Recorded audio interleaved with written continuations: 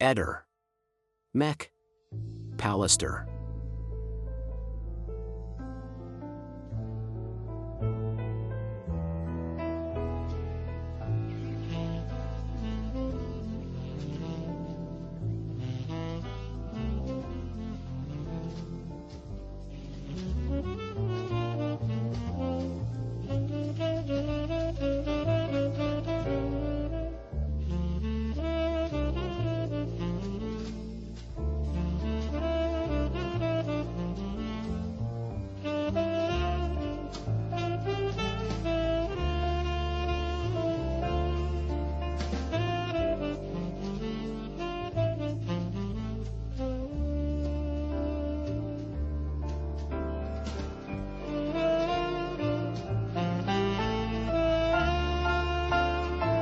Nelle ultime 24 ore è scattata la caccia al dettaglio di Piazza Unita. È un dettaglio che potrebbe identificare in modo specifico il lasso temporale in cui Sebastiano passa da lì.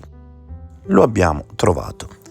Come vedete, questo stendardo appeso sotto l'orologio, c'è il 14 di Sebastiano, ma non c'è sicuramente il 16 e in altri giorni che abbiamo visionato. E allora scatenatevi pure, chi troverà questo stendardo con relativa data probabilmente scioglierà il rebus della data del passaggio di Sebastiano da Piazza dell'Unità.